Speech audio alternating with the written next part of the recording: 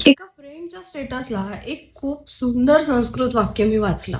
मला ते तुमच्यासोबत शेअर करायला नक्कीच आवडेल. अनन्याम वेदानाम जनहा कर्मफलदंडम इति मन्यन्ते स्वीयाम तु वेदानाम जीवनस्य परीक्षा इति स्वीकरोति. तर या संस्कृत वाक्याचा अर्थ असा होतो की जेव्हा दुसऱ्यांचं दुःख असतं तेव्हा लोक कर्माची परीक्षा आहे असं म्हणतात, आणि जेव्हा तेच दुःख आपल्या वाटेला येतं, आपलं दुःख असतं, तेव्हा आपण असं म्हणतो की ही जीवनाची परीक्षा आहे.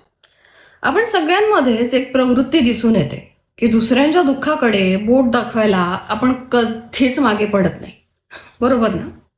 कोणी त्रस्त असलं, कोणी दुःखात असलं, कोणी आजारी असलं, कोणी संकटात असलं, तर आपोआप आपण हेच म्हणतो की ते त्याच्या कर्माचं दंड आहे, त्याच्या कर्माची परीक्षा आहे, त्याच्या कर्माचं फळ आहे.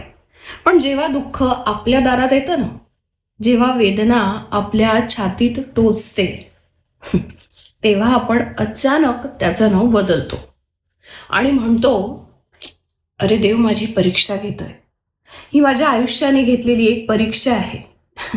म्हणजे काय? दुःख दुसऱ्याचं असेल तर ते दंड, आणि आपलं असेल तर परीक्षा. मनुष्याची हीच एक द्वैध प्रवृत्ती सांगते की खरं तत्वज्ञान असतं ना, ते आपण दुसऱ्यांच्या बाबतीत वापरतो, बरोबर ना? आणि जेव्हा जे सत्य असतं ते स्वीकार करण्यासाठी आपण स्वतःच्या वेदनेचा वापर करतो.